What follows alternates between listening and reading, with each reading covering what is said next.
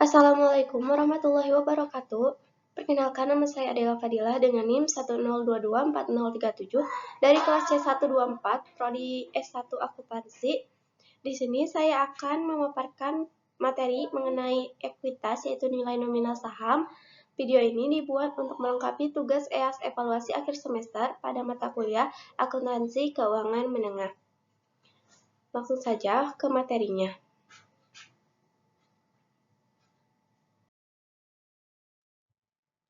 Nilai nominal saham, yaitu saham yang memiliki nilai setiap lembar yang telah ditetapkan pada akta pendirian disebut nilai nominal saham. Nilai nominal saham tidak menunjukkan nilai wajar saham, sehingga saat penerbitan saham, entitas dapat menerima kelebihan yang timbul dari selisih nilai nominal dan nilai wajar saham, atau tidak terdapat kelebihan karena nilai nominal sama dengan nilai wajar. Nilai wajar saham tidak sering lebih rendah dari nilai nominal atau selisih kurang, karena entitas umumnya tidak menginginkan penerbitan saham dengan nilai di bawah nilai nominal. Untuk contohnya, yang pertama, nilai nominal yang sama dengan nilai wajar saham ketika diterbitkan. Maka nilai saham dicatat pada nilai nominalnya dengan mengkredit akun modal biasa. Misalkan, saham biasa diterbitkan 200.000 lembar dengan nilai nominal 1.500 per lembar. Nilai nominal saham sama dengan nilai wajarnya yang perusahaan menerima kas atas penerbitan saham. Maka jurnalnya seperti di bawah ini ya. Kas pada saham biasa. Kasnya sebesar 300 juta di debit dan saham biasa di sebelah kredit sebesar 300 juta. 300 juta ini didapat dari 200.000 lembar saham biasa dikurangi dengan nilai nominalnya 1.500, maka hasilnya 300 juta. Selanjutnya, untuk contoh kedua, penerbitan saham di mana nilai nominal berbeda dengan nilai wajarnya. Misalkan, saham biasa tambahan diterbitkan 60.000 lembar dengan nilai nominal 1.500. Investor bersedia membayar saham 2.500 setiap lembar atau pada nilai wajar saham. Maka jurnalnya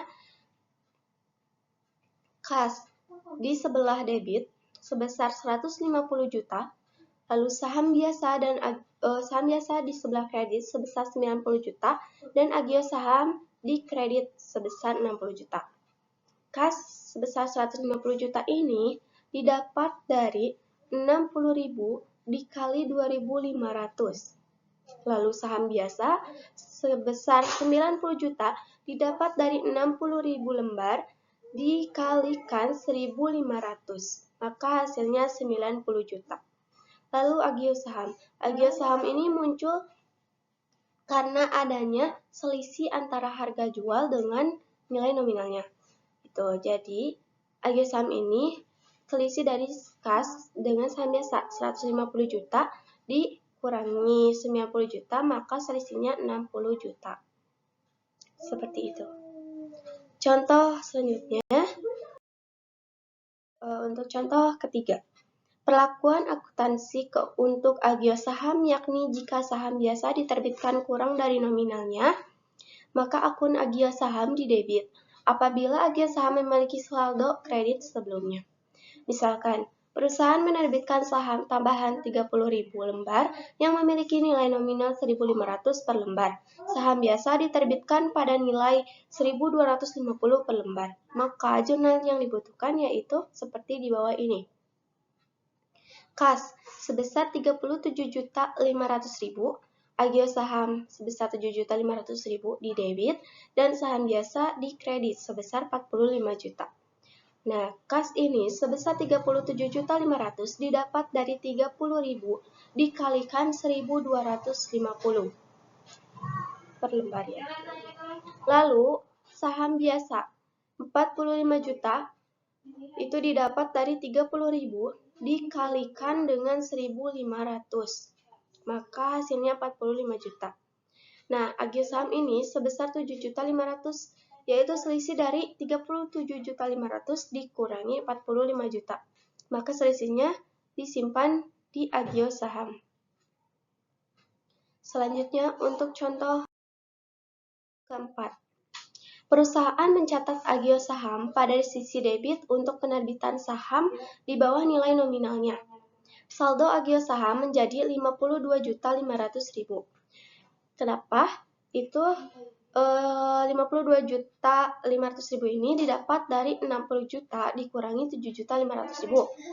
Nah, jika agio saham tidak memiliki saldo kredit, maka selisih dicatat dengan mendebit saldo laba sebesar 7.500.000 dengan mencatat ayat lunanya seperti di bawah ini. Nah, kas di sebelah debit sebesar 37.500.000.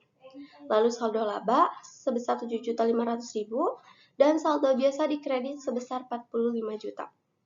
Seperti itu.